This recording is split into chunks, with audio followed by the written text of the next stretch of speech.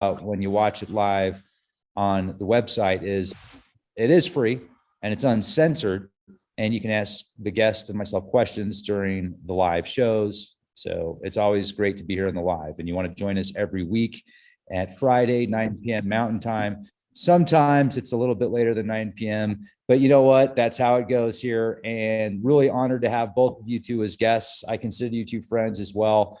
And as we were talking off the air, I am a lot more open to some of these ideas when you bring up the star forts and the possibility of there being electricity.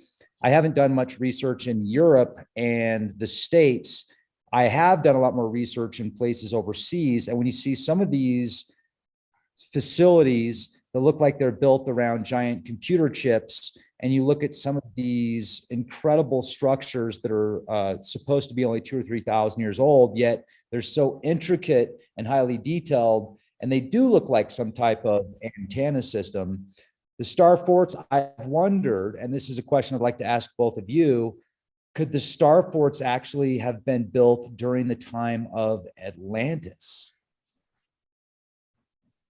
I think that it's a possibility. Like Bahrain in the Middle East there, it's right in between, right by Dubai and Saudi Arabia.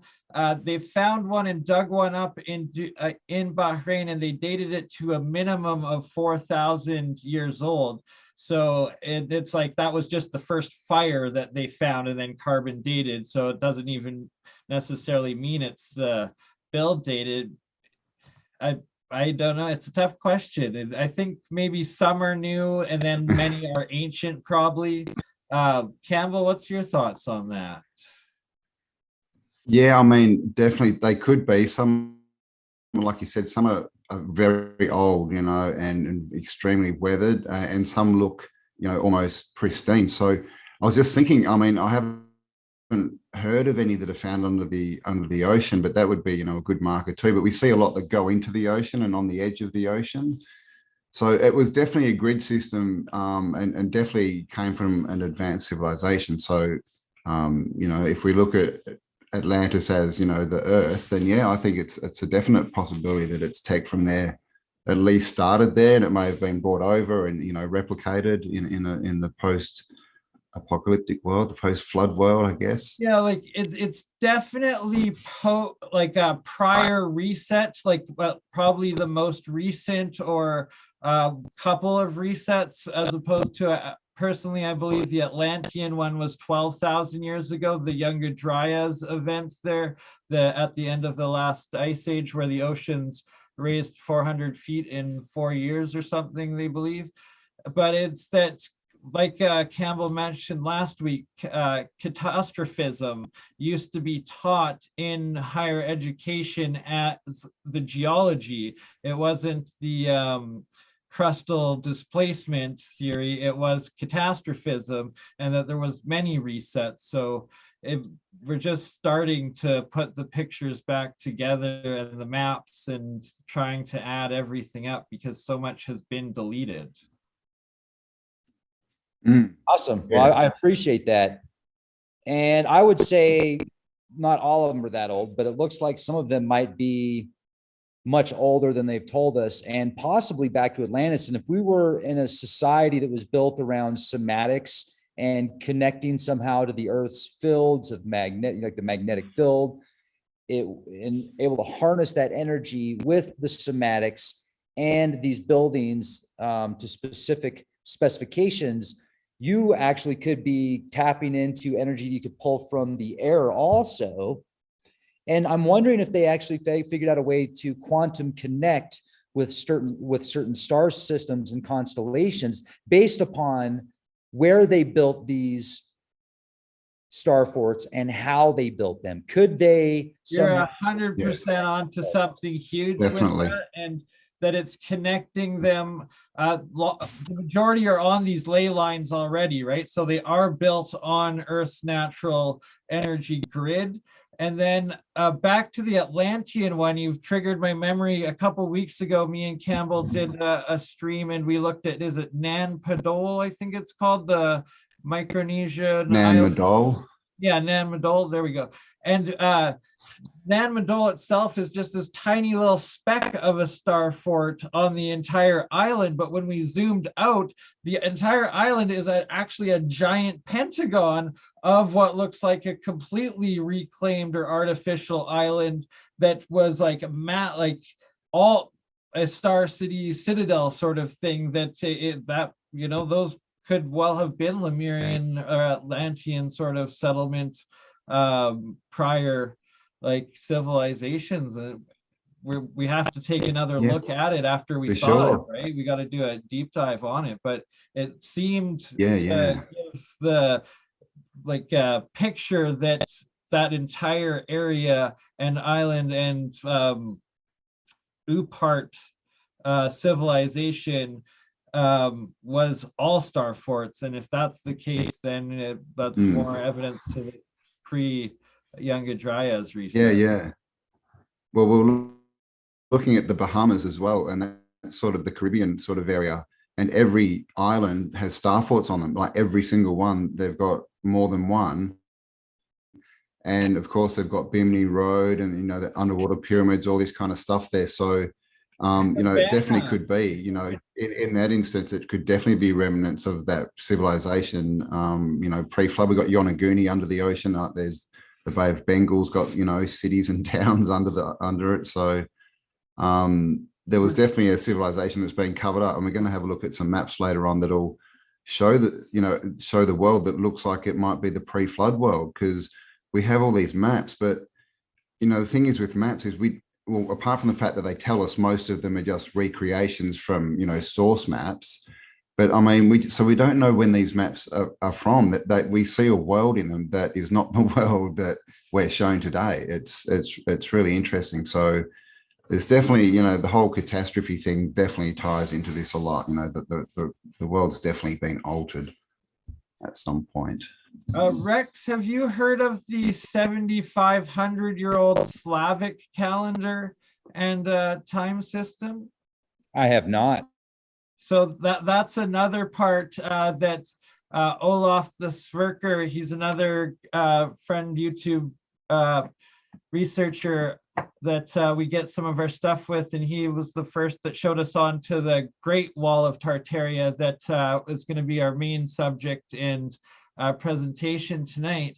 But he also, because he's fluent in Russian and he lives in Scotland, he's interpreted a lot of these lost Russian maps and sources, and has shown the 7,500-year-old Slavic calendar, and throughout Russia and Eastern Europe, these Slavic gravestones from about 100 years ago that they're both is it our Gregorian calendar? Is that what our current one is? Yeah. So the Gregorian, as well as 7,400 years marked next to it as like the Slavic time keeping as well. So that essentially this Tartarian, it's whether the Tartarians or the star forts are the same. And the Tartarian essentially was 70 up to 7,500, 8,000 years in between the Atlantis, Younger Dryas mass catastrophe and reset, and then a more recent one somewhere within 1,500 years. Okay, so you think they could be about 7,500 years old then, approximately? Yeah. So you just cut out a bit there, but yeah, they could be. And what we see all the time is civilizations built on civilizations, which we talk about the mud flood a lot, and that's literally, cities built on top of old cities. And the same with the star forts, or the stars, I shouldn't really call them forts. A lot of them are built on top of, and when we look at them, like the maps from the sort of 1600s, they're all these red brick buildings in the cathedrals and that, which seem to be different tech, or at least built by a different civilization than the star forts. The star forts are just bigger again, and they seem to be a lot more based on cymatics and energy, just a different sort of look. And then you get these red brick cities with all the other features. So I think we're looking at just this multiple civilization on civilization. They kind of build up, they get taken down with a catastrophe or a reset. And then some of that tech sort of flows over and it goes up again. So, I mean, this is the thing, we're still trying to work this story out because, they don't give us access to much of this stuff. So, but as far as the Slavic thing, I've got an article we'll have a look at in a moment too that sort of explains that. Campbell, let me jump in real quick, and then I'm going to let you guys take over the presentation for a bit. Isn't the official story about these star forts that are built by the Knights Templar? Well, the official story now is that they were built by the French and Italians between basically that early to mid 1500s to about the mid 1700s.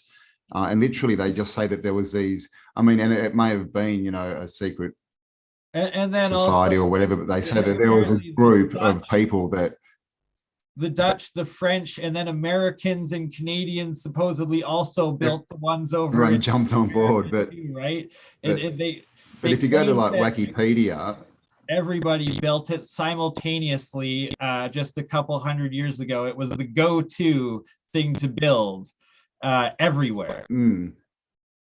Yeah, the original story is that there were bands of, you had to be a certain craftsman, like a Templar maybe, or a Mason, and they went around and built them. But then the stories have been changing, in the last 4 or 5 years since we've been talking about this. Many times I go back to check, details or to get another article, and it's changed. The story changes because, of course, if it's all built in Europe by Italians and French, then when we find them in America, they're like, oh, hang on, how do we explain that? If we find them in Africa, how do we? So this is the thing. The story they tell us is clearly not true, and it's kind of evolving as we blow it apart, really. And like Havana in Cuba, it's a prime example of a star city that when you go in through like the main harbor, there's like a couple of the big star forts on either side of the harbor, and then a citadel that's still there, and essentially the same old grid layout as the old world star designs are throughout the world from 500 years ago and whatnot. Yeah, and when we look at this wall in, the Great Wall of Tartaria, you'll see how old and aged that is. I mean, it's just, it looks just ancient. So, yeah, we don't know really who built all this stuff, how much was reclaimed. I think we think that everything from the civilization we're in was pretty much reclaimed, but we're not sure about the previous civilizations. But that's what we'll get into, I guess, a bit. Cool. Thank you. Thank you. Thank you. All right. Do you have the Google Earth available for the Great Wall of Tartaria, Campbell, or should yes, I'll have that. If we want to start with that.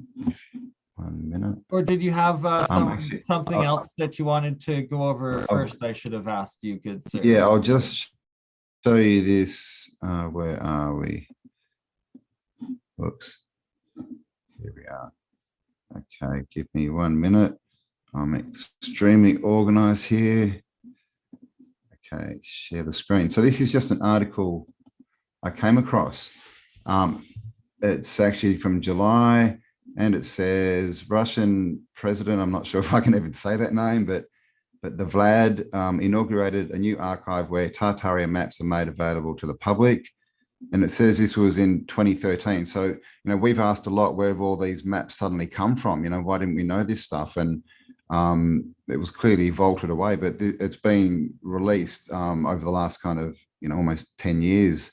But it says down here, apparently many people have never heard of the largest State Department on Earth during our history. Although we learned about Egypt, Persia, Ottoman, Roman empires, but all of them were little ones against the huge Slavic empire, which over the ages were called Rusinia, Scatia, and finally Tartaria. All the more surprising that this country has not found a single mention in official world history. The gap is now a bit filled by some information from historians, For a long time, there was a huge state formation on Earth, which was decomposed of several continents. Millions of its inhabitants created a self-sustained culture based on the spiritual and moral qualities of man, respect for ancestors and justice, respect for family, and the love of their homeland. And if we come down here a bit more, and it says basically Tartarians, tall, red-haired people, blue, green, grey eyes. And where's the bit I'm looking for? It basically says that the Slavic Empire, maybe I missed it, went for 7,000 years. I can't see exactly where it says it. Encyclopedia Britannica from 1771 says, from Urals to Alaska, from New Earth to Tibet, Tartaria was a great country in northern Asia, bounded by Siberia in the north and called Great Tartaria in the west. Tartarians living in, and then it shows that it all started breaking up into, Moscovia, Kalmy Tatars, Siberian Tatars, Uzbek Tartarians. So that's sort of telling us that how it started to break up over time. And we will have a look at a few maps. And then basically there's even a CIA document that says they went in and destroyed the culture. And this was all during the Bolshevik Revolution. This all happened. So there you go. Basically just telling us that Tartaria is the I guess the remnant or the last iteration of the Slavic, the huge Slavic empire. Indeed. And I've also actually heard, I've got to track down the original source, but it was a Rosicrucian claim that a link through Tartaria and a very ancient, I think it was like 6,000 or 8,000 year mentioned history of alchemy through Rosicrucian alchemy being taught through the Tartarians or something like that. I've got to find that one again, because that's yet another source of occult esoteric documentation of it. Yeah, well, I mean, it seems like, and there's a lot of, debate about the word Tartaria. And of course, we use it because, it's a topic, that's a word people know, but it's the old world. But the more we look into this, I mean, Tartaria, basically in the old encyclopedia says it was basically the whole Northern Hemisphere at one point. So it seems that, it was not a country as we think of them, but more of a civilization, I guess, where there was independent countries, but they were all sharing the same information and technology and working together. And then basically over time and during catastrophes, it got broken apart, and those people who like to take advantage, shall we say, sort of jumped in and stole it all. That's the way that we see it. Also, in the further back time period, they were also called, I think, was it the Scythians or the Etruscans? Scythians, yep.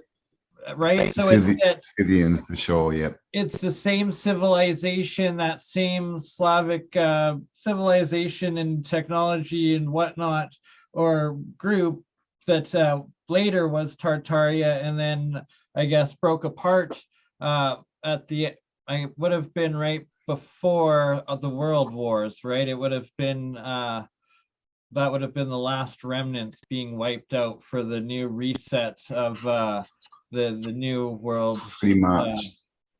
Post. Yeah.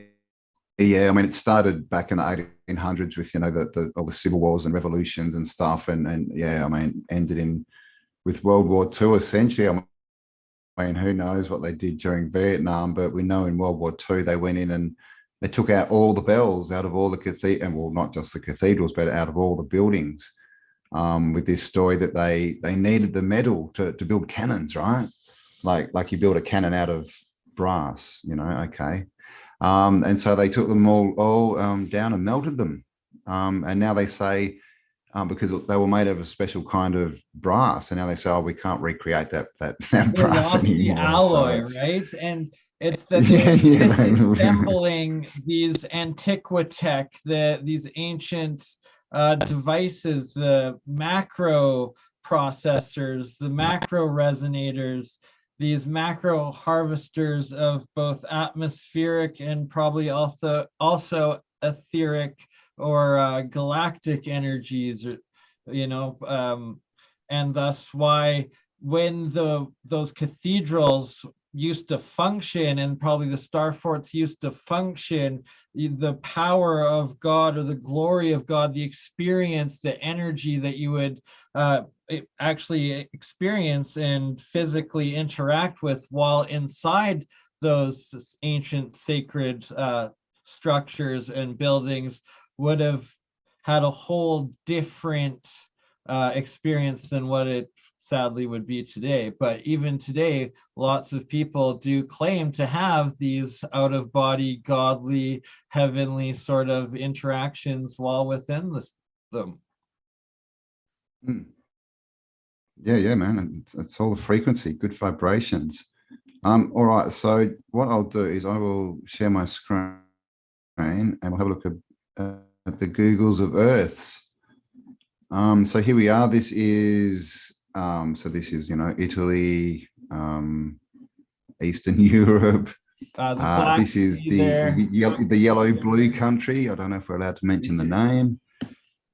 But down here, just to start with, a big thing that we talk about is canals. And this is something that we sort of discovered a few years ago, is that apart from the fact that there's these massive canal systems everywhere that no one seems to have an explanation of, for who built them, most of these, what we call rivers in our cities are actually man-made canals. When you look at them, they've all got man-made edges, and they're all like these equidistant, like this is a man-made canal. You can see how equidistantly and straight it is too, right? It's the amount of terraforming and engineering, and that they're built at a time supposedly before it should have been possible too, and they're everywhere. This canal system and all these right lock here systems goes all the way up through the Dnieper River, and then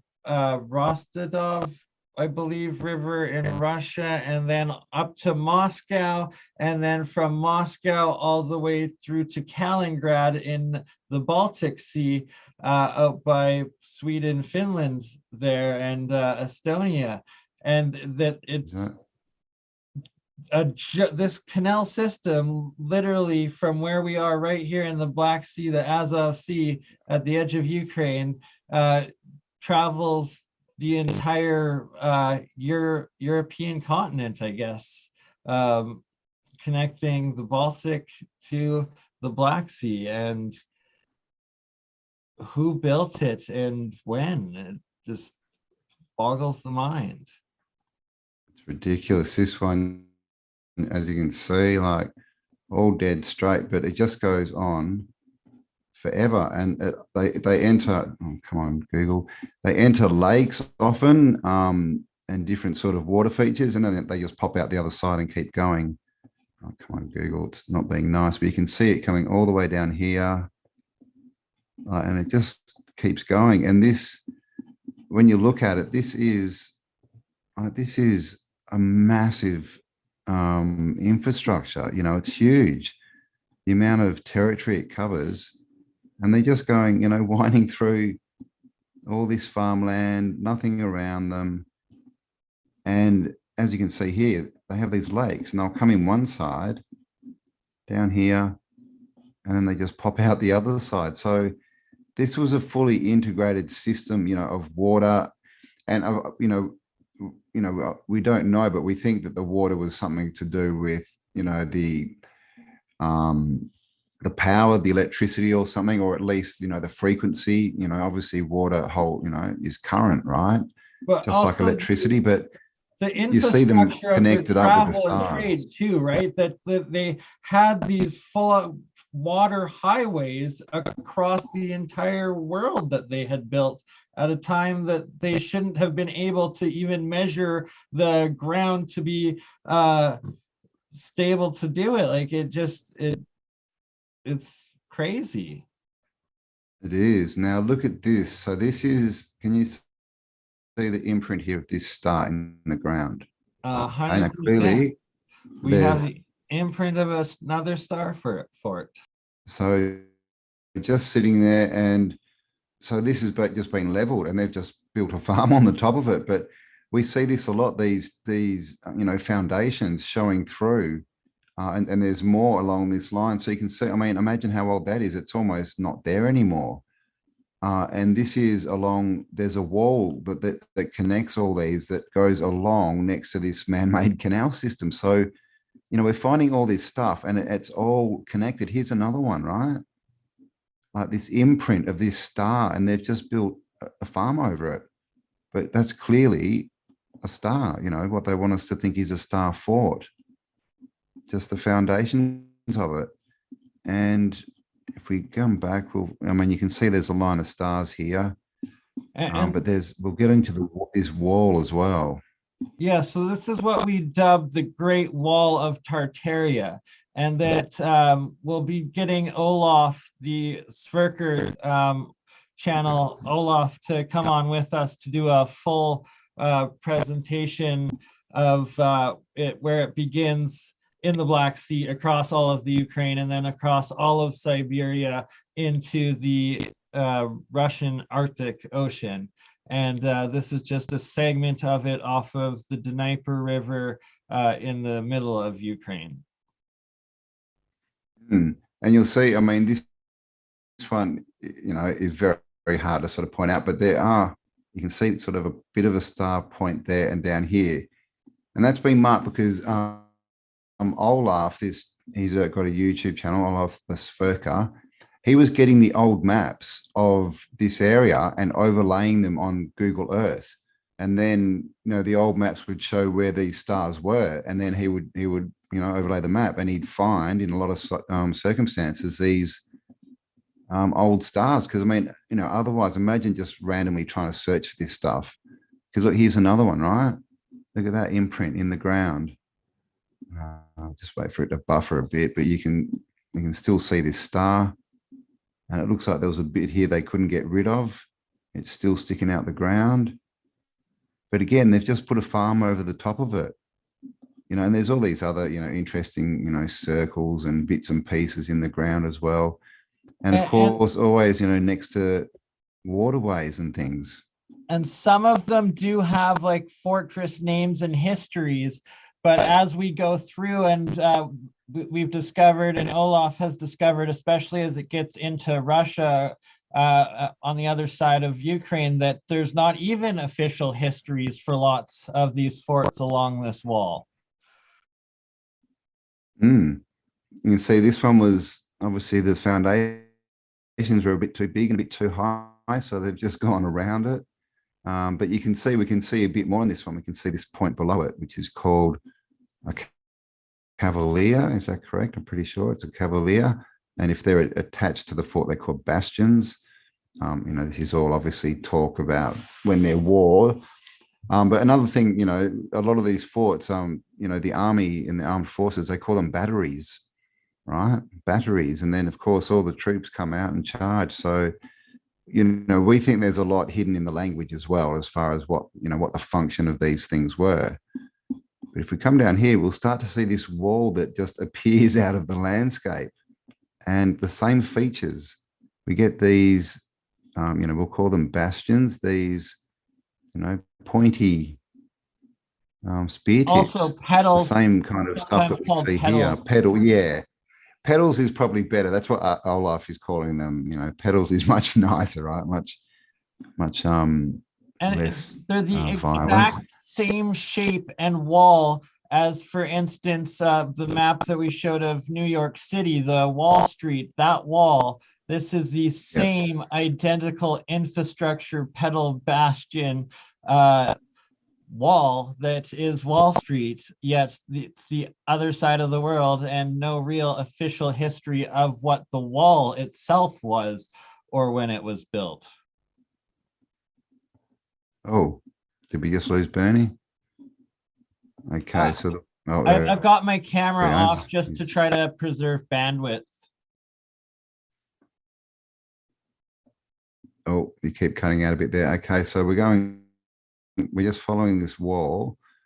Now, if Google would be nice, you'll see. So here, we get these pointy bits along this wall, and there's another one there.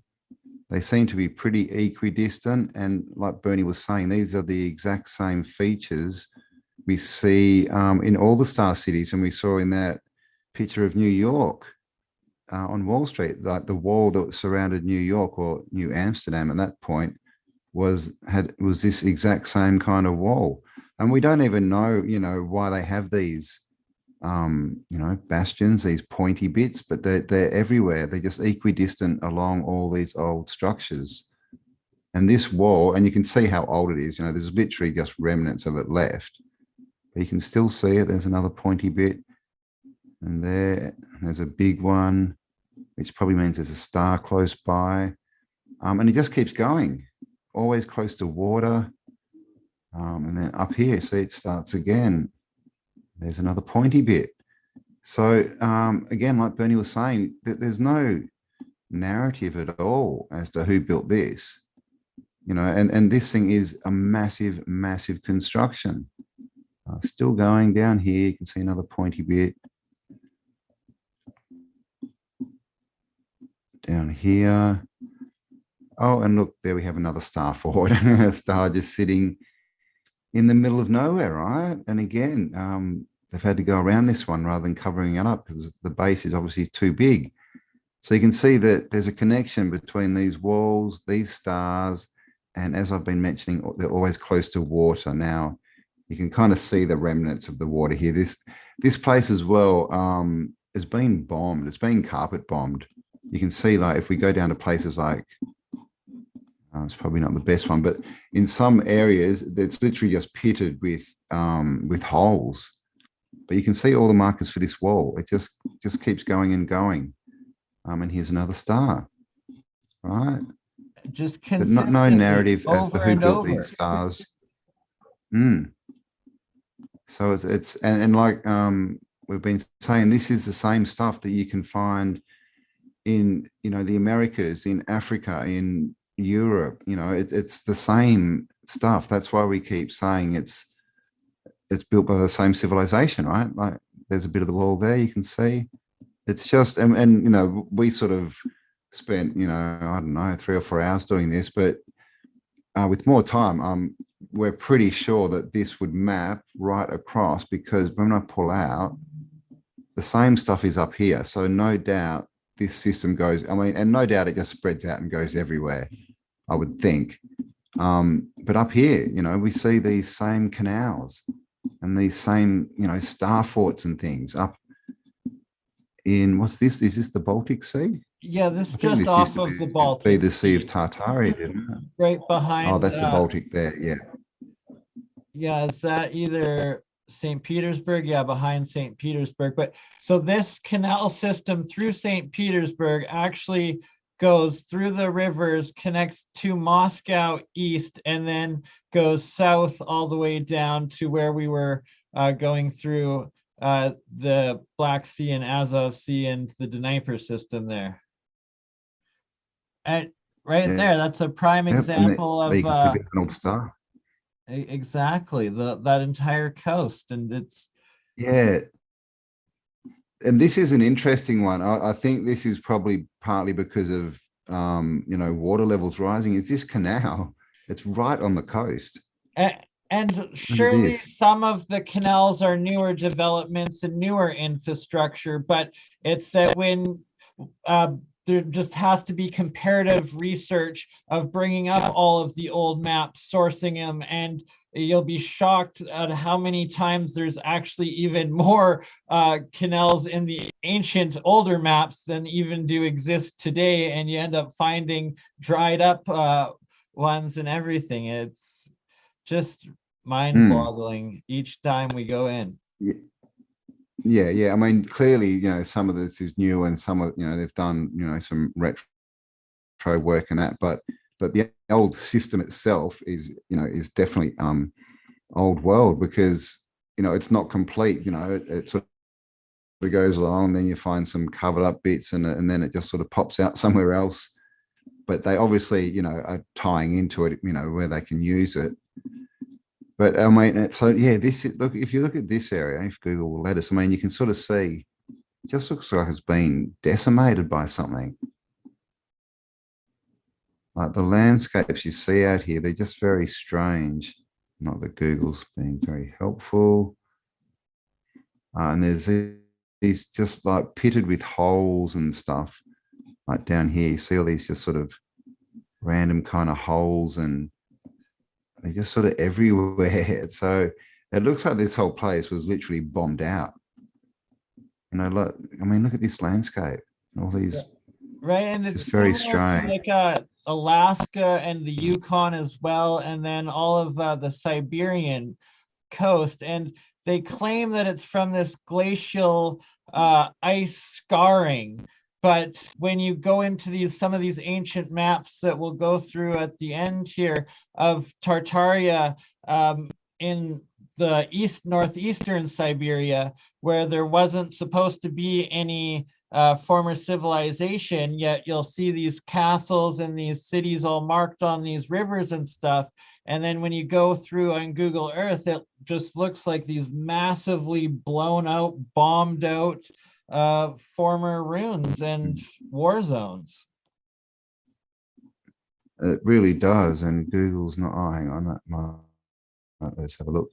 But this kind of stuff, just these kind of random, holes everywhere. It's just all over this region, but also these lines in the ground. I mean, that could be a road, but look at this. This looks like a big foundation of some kind of big building. And even when we come in on these cities, we get this look where they all kind of splay out from a centerpiece. That's another thing, is all the cities, they seem to be laid out in the same way. And no doubt, if I had time and Google was being nice, no doubt there'd be a star down there somewhere. But the whole landscape here, I mean, you can see it's just this weird pitted sort of look. But just before we get onto the maps, I'll just show you where we were looking. Where are we? Europe. What's that? Up here. So this is like the Bahamas. Let me just do that. Or the Caribbean, the Caribbean. And we just did this, what, in half an hour or something, I think. Yeah. On a live stream. And there's just these star forts everywhere. Again, if Google will be nice to me. And it's like, when did the pirates have time to be building these elaborate star citadels and cathedrals and reclaimed islands out of the sea? Is this a good one? Oh my God. Okay, maybe we'll have to go to the maps. Google's not being very nice. You can see down here, there you go. There's a star fort. Clearly an old one, that's sort of ruins, right? That's like not a pristine star fort. This stuff out here, obviously, this is all new and man-made, but you see this old structure just sitting here out on this island and on a hill, buried as well. I mean, that's a very built out. And then this is what we get, Google Earth, right? I mean, it works every time until we go live. It does. This is Puerto Rico. So if we come down here, this whole area is basically, so it looks a lot like Malta. Malta is just one huge star fort. I'll put star down there. So, okay. So you can see up here. Okay, you can see again these same features, the way they build the walls with it. See that shape there and there? That's exactly what we were looking at in the wall and those stars in the yellow blue country, right? So the same features. So this, you can see, they've got this star wall around here, and it actually goes up. The entire You can kind of see it side up of here. the top, island there. It's all more of it one there. giant citadel. And then, in there, that's a yeah. city, guaranteed. The Citadel City there, even more. And the further back you out go, in the middle of nowhere on this tiny little island, right? Who built that? Everywhere. It's the exact same everywhere, the further back you go. And this one is Fort Jefferson. This is the largest red brick building. Oh, there you go. That's a photo, obviously. The largest red brick building in the United States, 60 million red bricks built in the 18, oh, he's going to test me, 40s, I think, maybe the 60s. But this is it, right? It's literally in the middle of nowhere on an atoll. Now this is just what we call the citadel, just the inner part of a much bigger star. Of course, being in the ocean, you always want to build your moat around it, right? Because, you know, water. But yeah, the thing about this is it's built as a fort. Now, what good is that fort going to do there? Anyone trying to, you know, invade the US, oh my God, what's happening with Google Earth? Is just going to sail around that, right? Why would you go near it? Why wouldn't you just sail around it? So they have no use. These forts, and there's lots of them, you know, on the coast and in the water, and they say, oh, they're for defense. They make no sense at all, you know, from a tactical sort of standpoint. Just a logistic nightmare, and at a time that supposedly electricity barely or didn't even exist.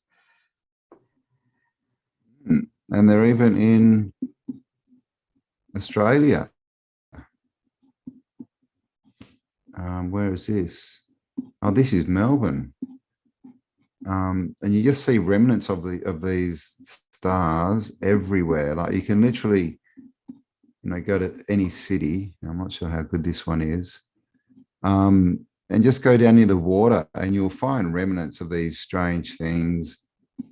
So again, you can't see too well, but you can see again these same shapes in the ground. This one's obviously quite old and being built on top of. And then you go across the water and there's always another star for some reason. And maybe it's because they're passing current, maybe across. But again, here, it's very sort of washed out. And we do see down in here, these kind of bits of old, you know, work. Now, these round things, these are everywhere. And they always tell us that these are for cannons from the wars from World War II. But yeah, but this is Melbourne, right? And Melbourne, I mean, who's coming into Melbourne with a boat? Seriously, in World War II, Melbourne is the furthest away from anything, right? This is Melbourne.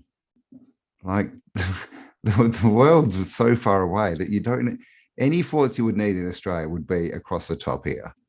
You know, maybe a few there, but down here, and they're even down in Tasmania. Like anyone's going to invade Tasmania. There's nothing in Tasmania. But anyway, that was our little look at Google Earths. Are you back, BurnEye?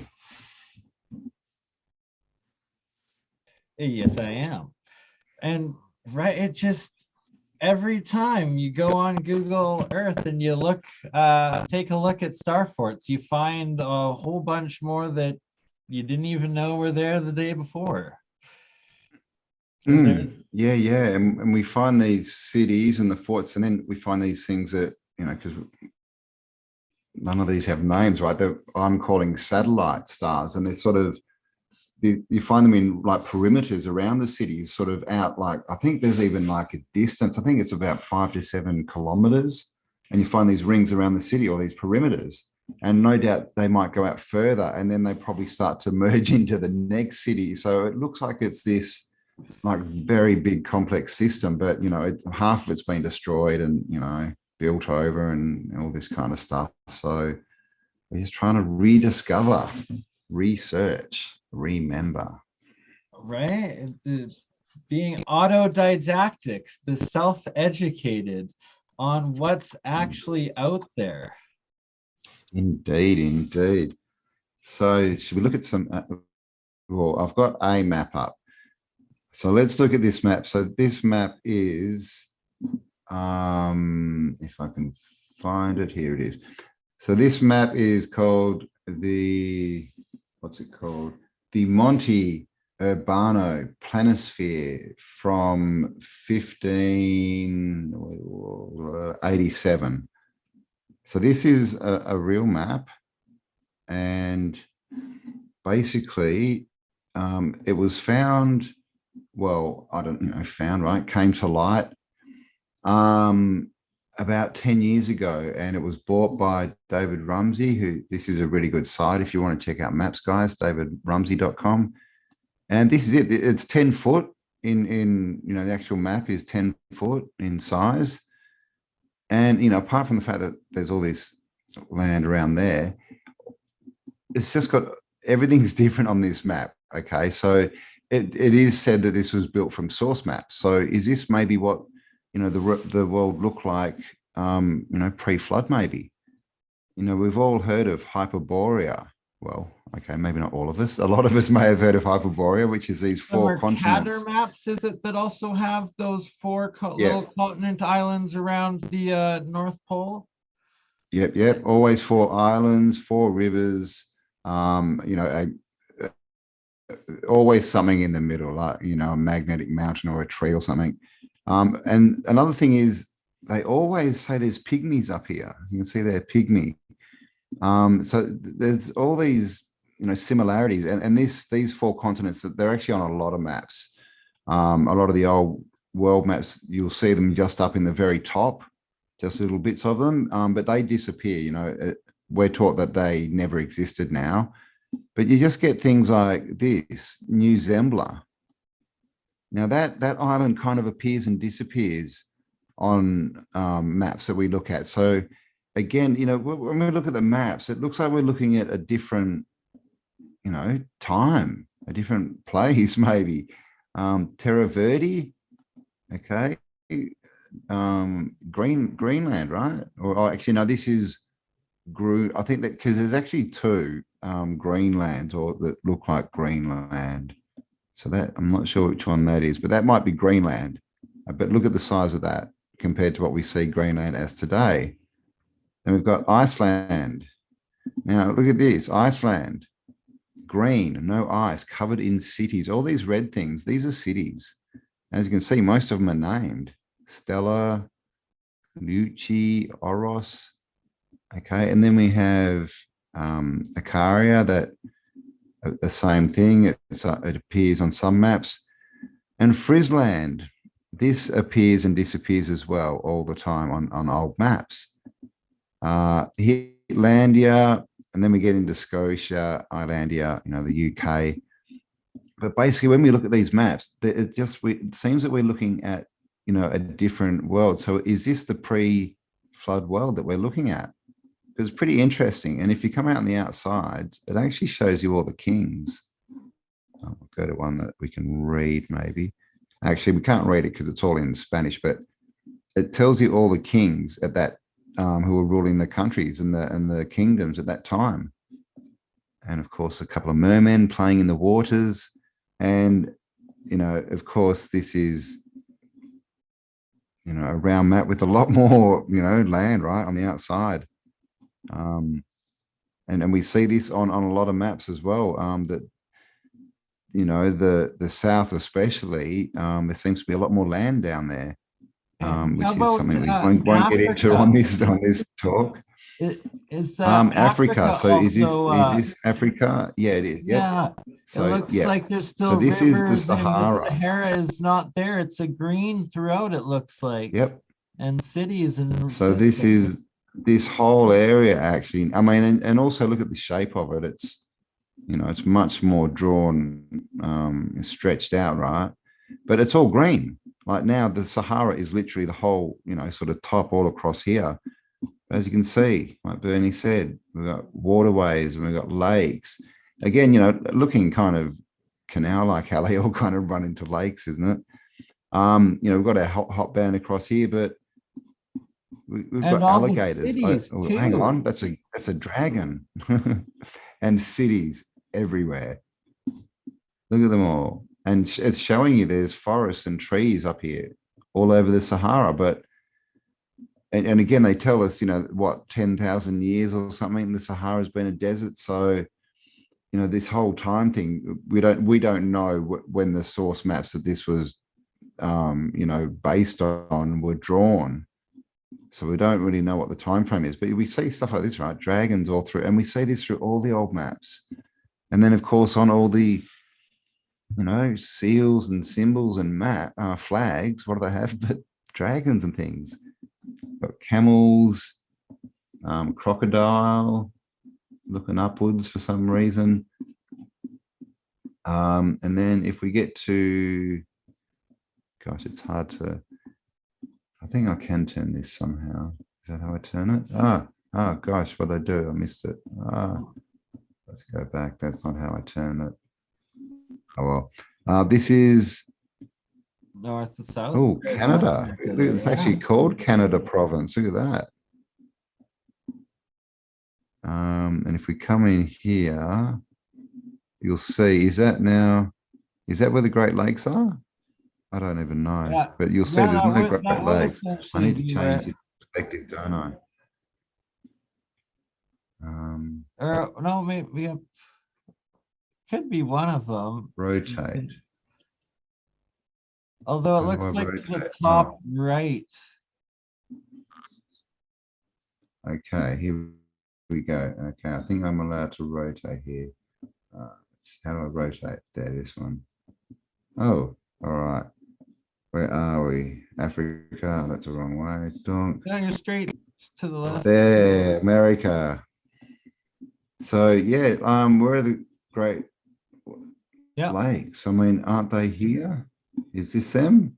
I mean, I don't know. Lake Yeah, no, it looks Conibar. like kind of right there. But it looks that like in the there's right canals area? connecting them all then. Very Yeah. Well, strange. look at that. There definitely is. And down here, we normally find NorthAMerica. Here we go. Territory of NorthAMerica, or they're saying NorthAMerica, but this NorthAMerica shows up everywhere. And it looks like this whole sort of region was called NorthAMerica. And there was actually a city as well called NorthAMerica. And it appears in books and things from, you know, explorers back in the sort of 1500s. And the city of NorthAMerica on some maps is suspiciously close to where Washington is today, which is very interesting. But again, you'll see cities, right, all over the place. And again, this map was put out in the 1457. Is that right? 1587. Maps everywhere. Cities everywhere. Right, look at down here. What's going on here? Mexico City. Look at that. And we've got the stories of Mexico City, right? With Montezuma living, you know, on the city in the lake. Wow. Got these dudes, and we've even got, if we come down here into South America, we'll find this was put out. giants in Patagonia, region of the giants, right? And the Patagonian, it was Makeda again who talked about the Patagonian giants, and there they are. And this is Terra del Fuego, this big landmass at the bottom, and we still have Terra del Fuego is the closest part of Antarctica to South America.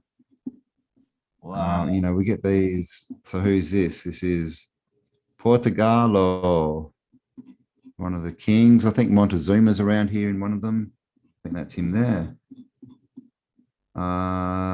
Montezuma. There you go.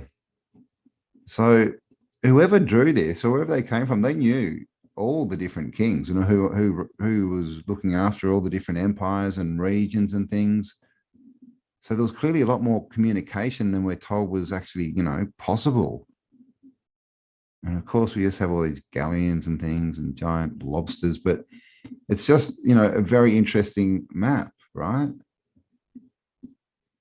Does this It just one shows a world. Is this one we have don't a know. Tartarian in the eastern Eurasia? Yes, no doubt. That is a good point. So we are one more there. So this is Asia. So if we come down here, this would be the mare is ocean, ocean of Tartaro. And no doubt, I'm just going to find it.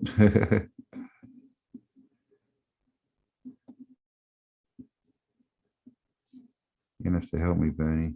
It does say it though, but see if Tartaria, TARS. Yeah, this one, not so much. I think this, yeah, I Oh. think it's more a region. What do we got here? Oh, China. there we see it's Oh, her. okay, so that's pretty big. So is there something we got to look for? Probably gotta go big, closer to the Caspian Sea to find it in that region. so this Caspian Sea. So there you go, Tartaria, But yeah, that's Burgatai, tar. So I mean, you see this tar everywhere. You know, this whole Tars, Terts region. So I think, and this is the thing, I think it was more like Takilistan, more of a, you know, an empire rather than a country.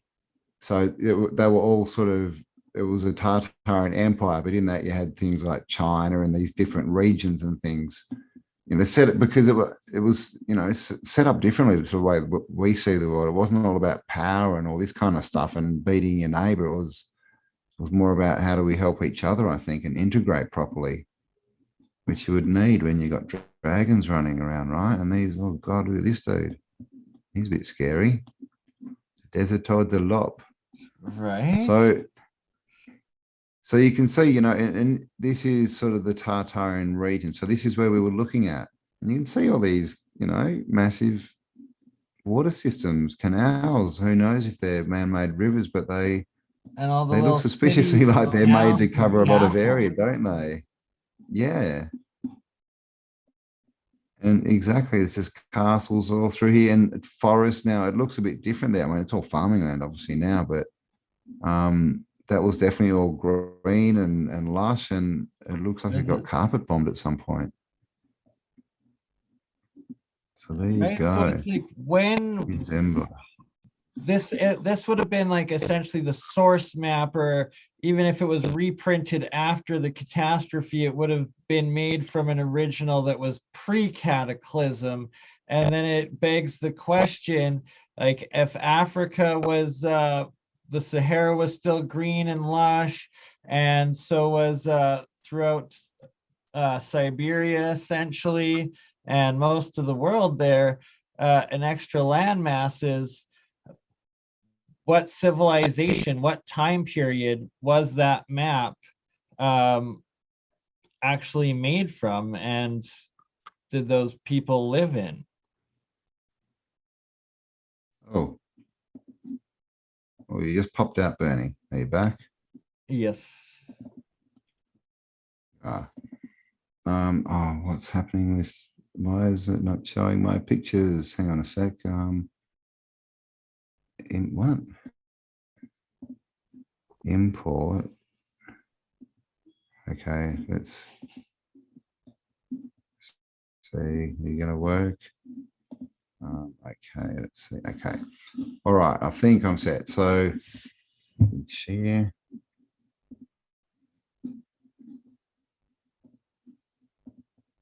All right. So this is Typus Orbis Terrarum, map of the world, and you'll see this is Australia. Now this is actually a jigsaw, so that's why it's got a few bits in it, but it's an actual map. But look, 1, 2, 3, 4 continents across the top. Right, with the rivers going through them again too. Rivers going through them, and all this land down the bottom. Another one. So again, look at all this land down across the bottom. Right, and then up the top, what do we have? Got 2 land masses and the rivers, and then across here we've got the other 2 land masses and the rivers. So there's our Hyperborea. And I mean, again, it's probably a bit hard to zoom in on, but that's Greenland. This is Greenland, and this is this other island that's sort of, I can't remember what it's called. It's similar to Greenland, but it disappears and appears. And but look at the shape of Greenland. Below it also Friesland too. Yeah, I can't read it, but yeah, Friesland, and there's a big story with Friesland as well, and Frieslandia. This is so this is the Indian Ocean, But just to show, this says New Guinea. Now, New Guinea at the moment, this is 1600.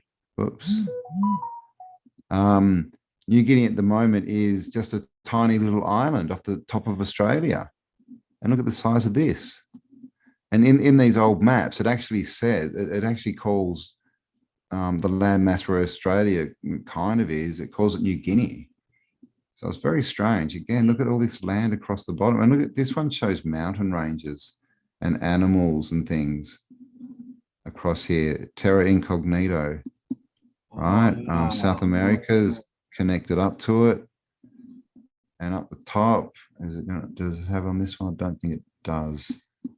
So, okay, so up the top here, Hyperborea has disappeared now. It was there. Iceland, I think. But yeah, so this one you can see some of the lands are disappearing here, but look at this. And this is such a common theme. Here's another one, right? This massive landmass down the bottom and up the top, right? Hyperborea. And it is mainly this sort of region where we see these islands appearing and disappearing and changing shape and everything. And of course, now it's there's nothing there. And I mean, I should show you actually. I'll just show you quickly what happens when we go to Google Earth and see what's there. Let's go and have a look what's there now, right? What do you reckon? So if we come up to the North Pole, which is pretty much here, as you'll see, there's nothing. It's got land underneath. There's no land masses or anything. Now, as we come in, look what appears. What's this? All right. Now, this used to be a bit wider. They've cleaned it up. But it looks like, is there something else under here that they're covering up? Because look, this is a stitch-up job. Are these, is this like clouds under there? See that? What is that? Does that mean that, they're hiding what's actually in this region? Because you can see whatever's down here is a different picture, right? What do you think that is? It kind of looks like clouds here. Not sure. But definitely doesn't look like this blue that we get, right? So that's, I mean, this, clearly this isn't a picture of the ocean. Look at these angles, these square edges. So that's the north. And if we go to the south, it's even weirder. So this is the South Pole. Now, just to start with, check out this circle. All right, and as we go in, you can see this circle. See the kind of edge there. In we go, and look what happens. What's this? What's going on here? Can you see all these lines that are coming in like they've been folded in? And then what's this? Look at all these lines that we get popping up everywhere. Look, what's going on? You see them? Look at that. So this is not a picture. This is not a photograph. It's Pac-Man after he's eaten, right? 0 data allowed on either poles. Just yeah, re-rendering. I mean, even if we just come out to here, you can see it's already. I mean, it looks like it's been stretched or something, but that's more of a photo that's been altered. But in here, it's just, this is just complete. I mean, what is this? I mean, someone explain this to me. Come on, this is not the South Pole. So this is what we get. And in those old maps, again, it's showing us things different than what we're told. But once you can, you can see that circle. Once you get out, it sort of starts to get a bit more,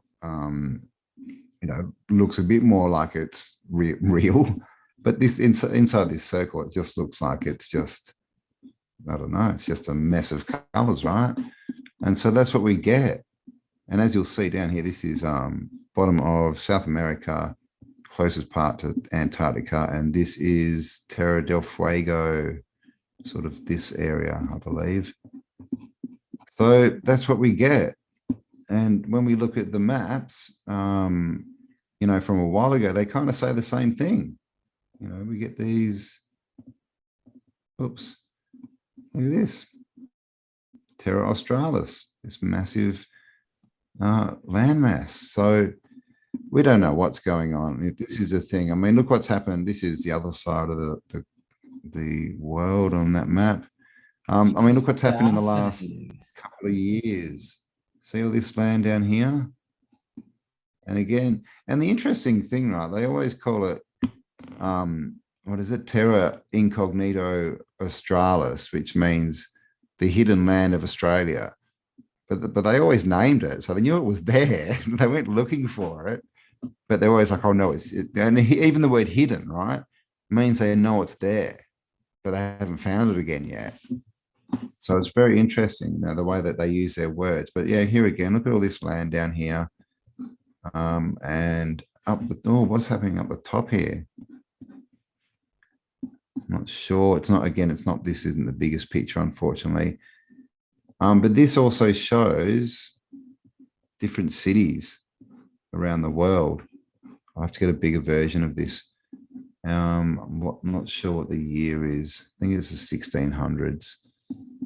But this, you know, all these maps again show the same thing. Oh, actually, this isn't a world map. This is Terra. Oh no, that is, yeah, Terra Australis Nondum Cognito, hidden Australia. Yeah, oh yeah, here we go, Asia.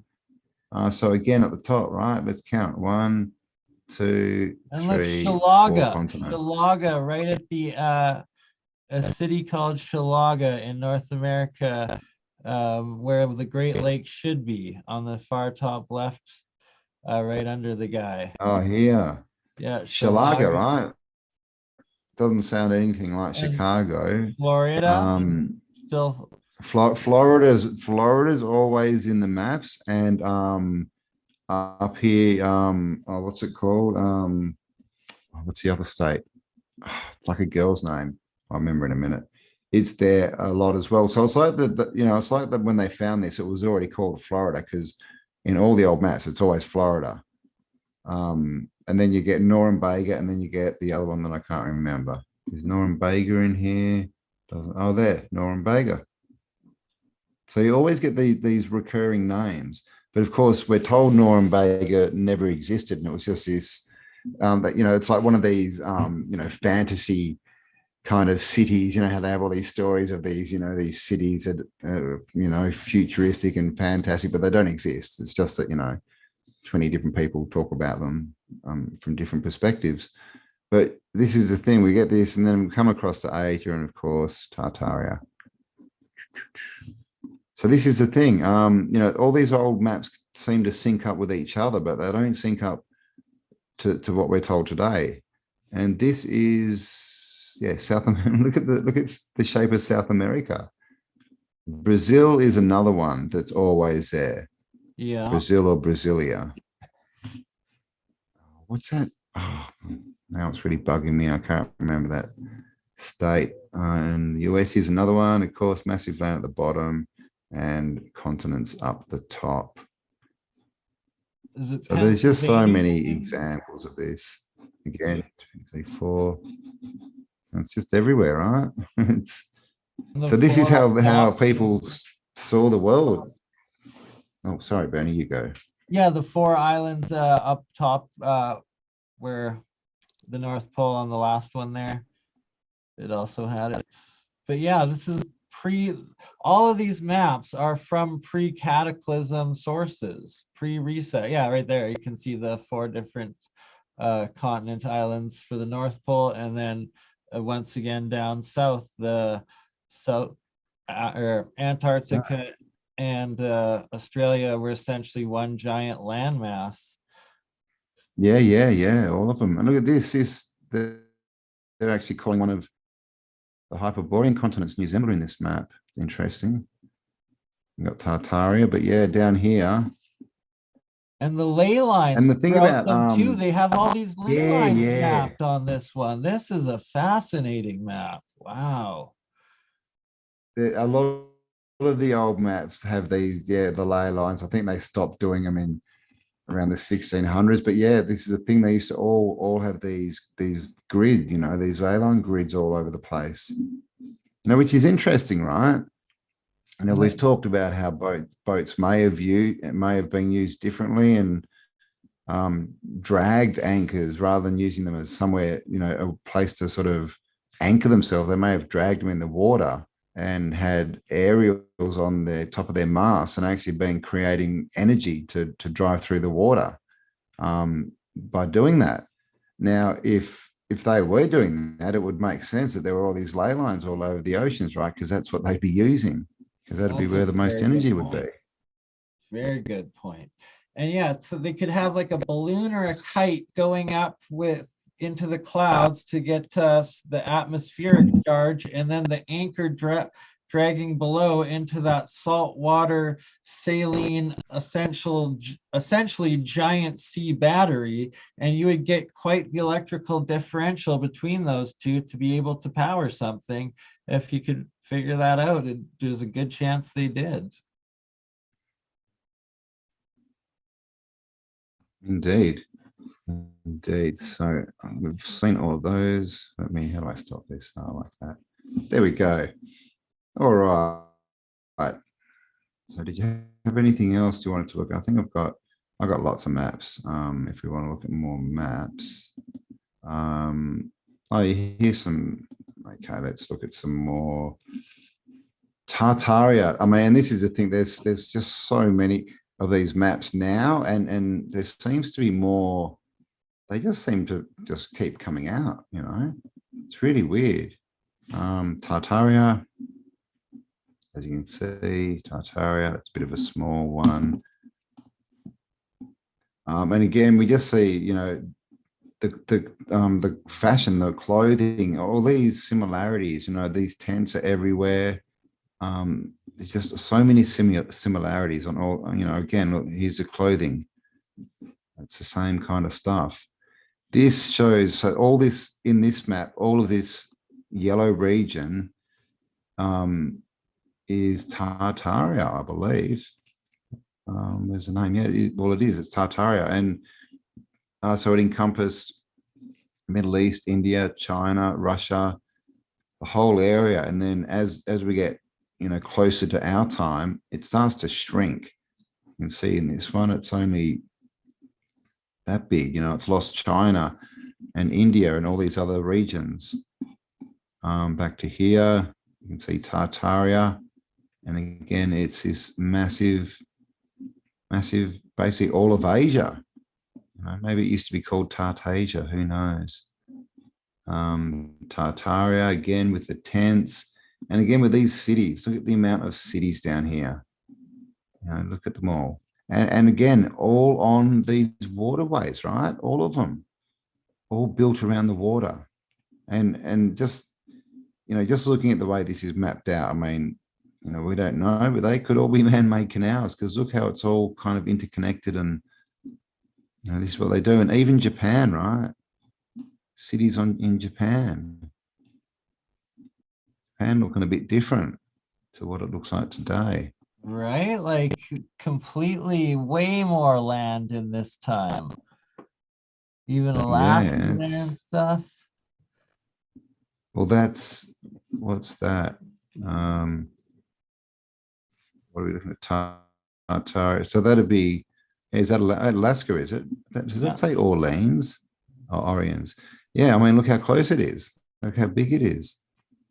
So you can imagine, you know, if some of that went underwater, that might be, I don't know, Yonaguni, right? And the settlements of Alaska, just, you know, at this time.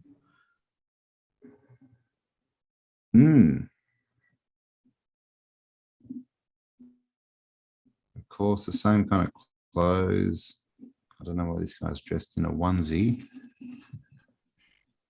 You know, all you know, it's all. So it's definitely this is why it looks like it's one culture, right?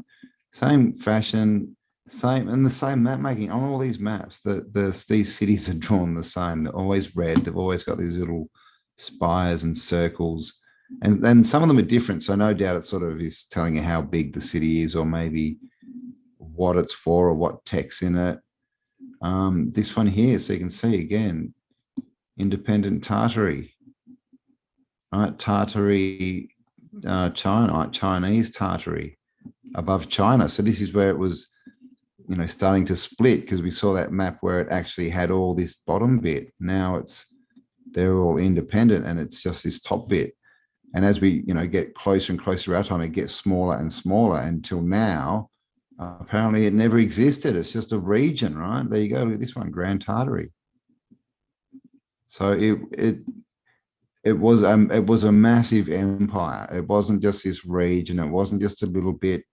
It wasn't just Russia. You know, it at one point it was. Like I said in the encyclopedias, they said it was all of the northern hemisphere. Oops. Again, just some, you know, Tartar woman, Tartar man, always the same clothes. Tartaria, Cathay, which is an old, another name for China, or a part of China. That looks like that's China there. But so, yeah, this is the world that we see. Oh, there's that same map again, a bit more. So this is, yeah, this is Alaska, right down here. Look at these, and look, it doesn't look like it's not drawn like it's covered in ice, is it? It's got Right? flowing Like, water. there's And it's got cities over in Alaska there too, and all Yeah. throughout the northern Siberia there too. Like, Well, I mean, look how high this would be. I mean, look, this is what the Arctic Circle, I guess, right? And this doesn't look frozen, and that looks like flowing water. And there's people camping up there, they're and showing there's it. cities. They were Right? even showing a ship Look at this sailing one. through Look it. how high these are. Did they? Where's the ship? There is a ship. But yeah, look how high these are. They're right up on these circles, and up in what we would call the Arctic Circle. But this doesn't look frozen. And again, these are flowing, you know, flowing water and cities. So you know what's going on, right? We're being kept in the dark, and with what's gone on in the last few years, it's like, can we really trust the information we've been given about anything? You know, if they're not going to tell us what's good for us, you know, for our mental and physical well-being, then why would they tell us the truth about where we came from? You know, because that's the biggest thing, is people don't want to believe they've been lied to, you know, and I guess it, you know, obviously no one wants to be lied to, but, and then the next bit after that is, they would never do that to us. You know, the government loves us, but does it really? Look at what they do in the bigger picture. And again, right, Tartaria. And then you see all these empires, right, sort of arising out of what was Tartaria. Right, we've got the Persian Empire. What's that? The Mongol Empire, Mongol maybe, Chinese Empire. This would be the Ottoman, I guess, Empire.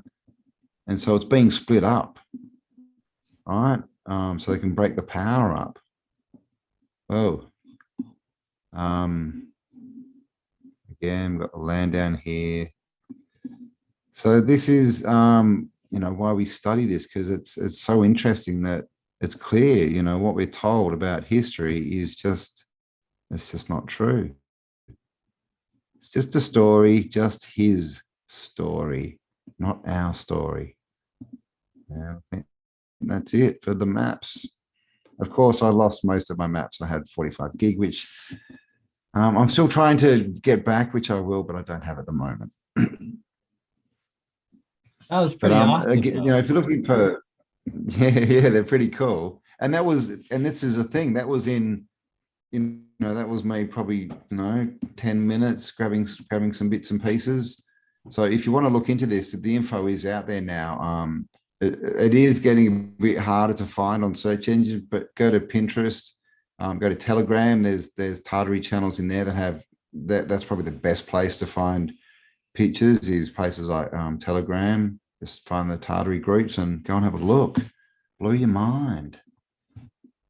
And star forts on Google Maps. There's so many collections. There's literally like tens of thousands of them now. It just, you On find more every time you Google look. Maps, really? Oh, okay. You mean Google Earth or Yeah, Google Maps?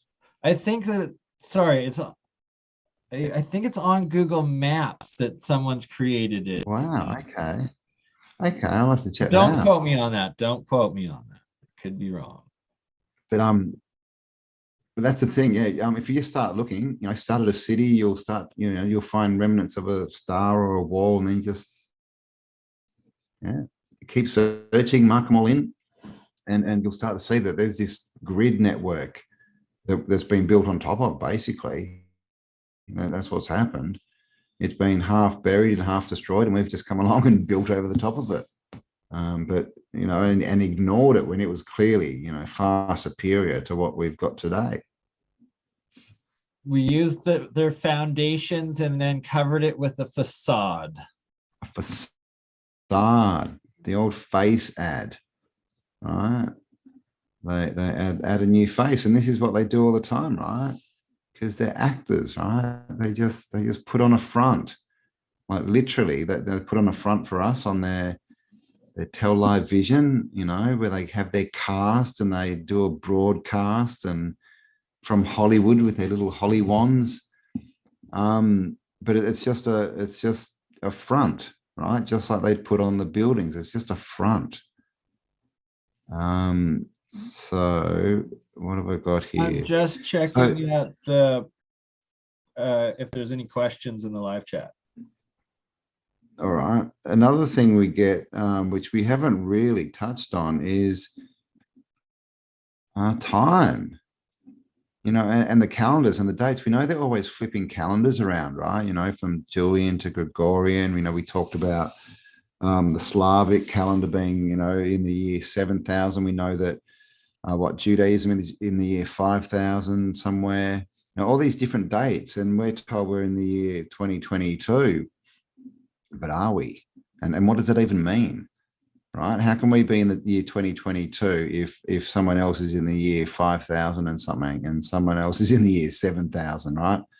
But we get these things, these dates all over the place. And as you can see, that's a J, right? J746. And here's now, as you can see, this one is an I, right? That's an I. It's not a 1. You can see there's an I here in Philip. Well, there's 2 of them. Same as that. That's an I733, right? That's so what does this mean? NOJ740. I920. So what's going on here? So a J, right? 750. And this stuff's everywhere. There's another, that's a bit of hard, but it looks like an I. This is, of course, the Tartarian double-headed eagle, another symbol that was stolen, as well as with the holy hand grenade, what's that called? The Globus Crucibus, is that right? I'm not sure. I only know it from the video game Worms, where it was called the holy hand grenade. So holy hand grenade, yeah. So I think you Monty are Python, man. It's a very vicious rabbit. Through the holy hand grenade. Yeah, so but these days, so basically there's a guy called, here we go, that's what's that, an I, J, L. There's a guy called Justus Josephus Scaliger, who was a chronologist. He was one of those J people with the hats that I can't say. And basically he was, his job was to change or to translate all the old books, from Latin and old languages across into, modern languages like English and French and things.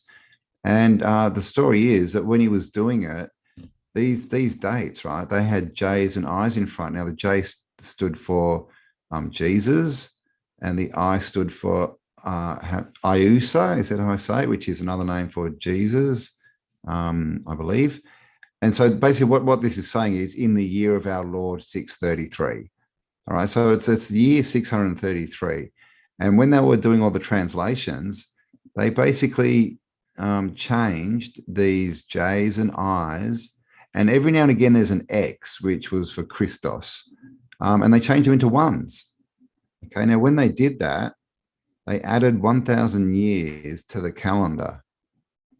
So, you know, as far as dates, we have no, we just don't know, you know, where, I mean, and it's like I said, what does the date even mean if we don't know where it's coming from? Because, you know, the dates we have are all based on Christianity, basically religion, right?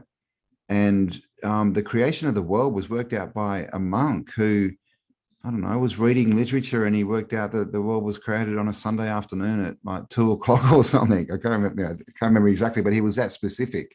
And that's where we get these dates from, you know, and J828. So there's so much that we have, you know, been lied to about that has been obfuscated, shall we say. And time and dates and where and who we are is definitely a big part of it. Look at these little eyes, right? I-799. And another thing, and there's a J, another thing about these tombstones is they don't seem to go back more than the 1700s.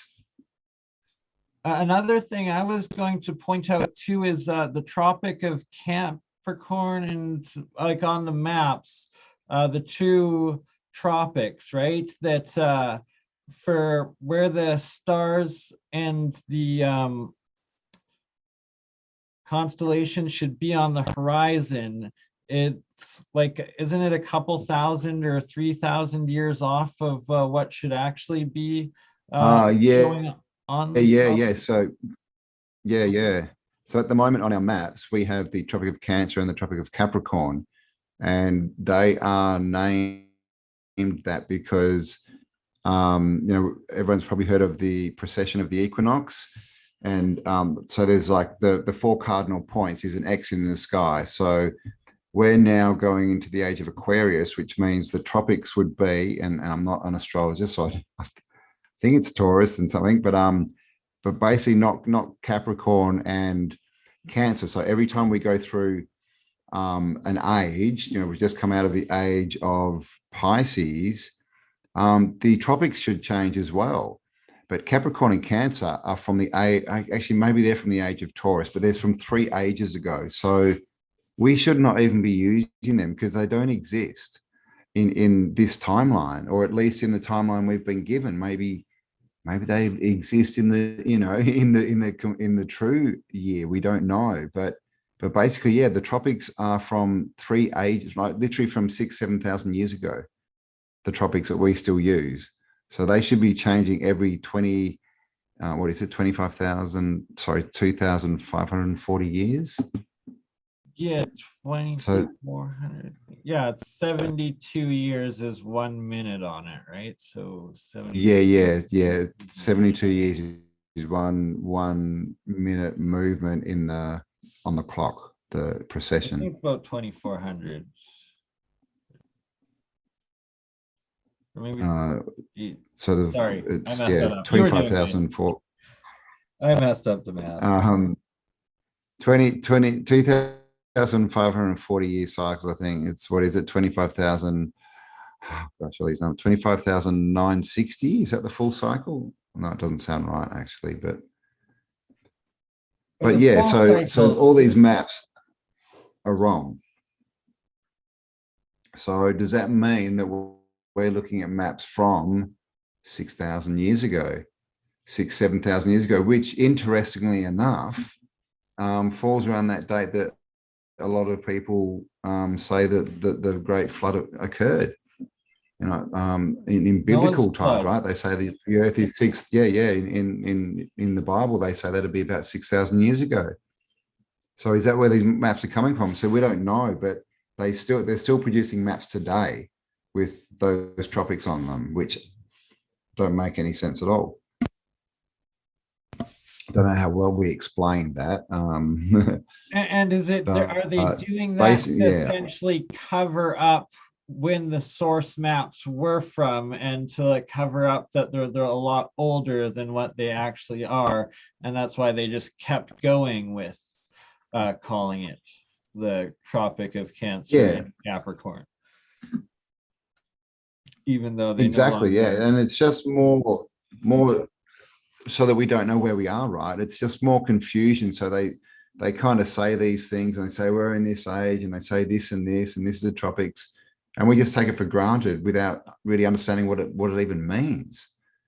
I mean, I didn't know what the tropic of Capricorn and Cancer were until like a couple of years ago, when someone explained that it's the cross, right? In the sky, you have the north point is the age that you're in. So on the zodiac, you have that. Then the opposite to that in the zodiac is, I'm not sure if that has a name, but then the cross, the two that are horizontal, that divides it into quarters, they're your tropics. And so obviously, as you know, the main one, the age turns, so the tropics turn as well. And so this is what should be happening, but clearly something's And going if we're in the sideways. new age of Aquarius, then it should be Aquarius. changing. What should Should it be be changing changing into again. next? Yeah, exactly. It should be changing again right now. But this is all the kind of stuff, you know, and everyone's talking about the age of Aquarius, but does anyone really know what that means? You know, so it doesn't really mean, you know, grow dreadlocks and go and dance around in the forest, right? While smoking joints. It doesn't necessarily mean that. It's a much bigger thing, and it's all based on, you know, astrology and cycles and things like this.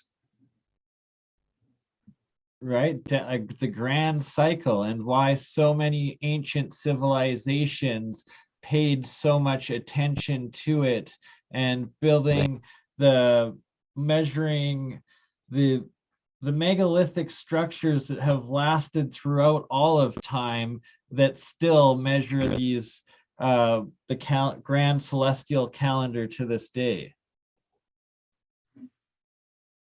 Yep. I mean, and yeah, I mean, yeah, we might get into sticky territory if we keep talking about the sky.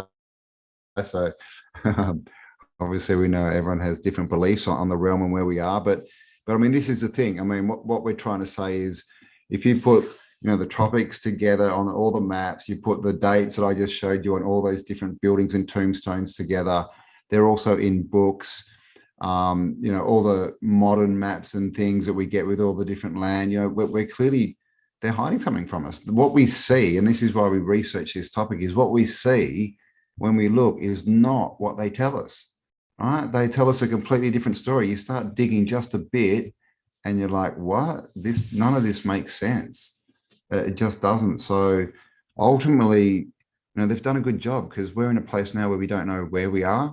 We don't know what time it is, and we don't really know who we are anymore. And that's all by design. So that's why, you know, this information is so important. It's rediscovering who we are, where we came from, and ultimately who we can become. Right. That's the biggest takeaway.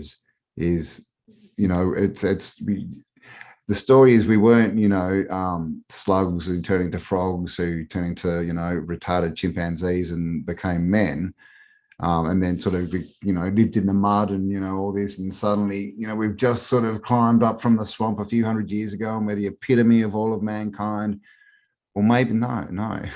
We had things much better. We had it all sussed and working well not that long ago, and we can get back there. It's just that someone's come in and taken over, right? Like the racket, right? The whatever you want to call them. They've just come in, pretended to be the good guys, pretended to be the powerful and the smart ones. But now we know that they just stole everything, and it's just all an act.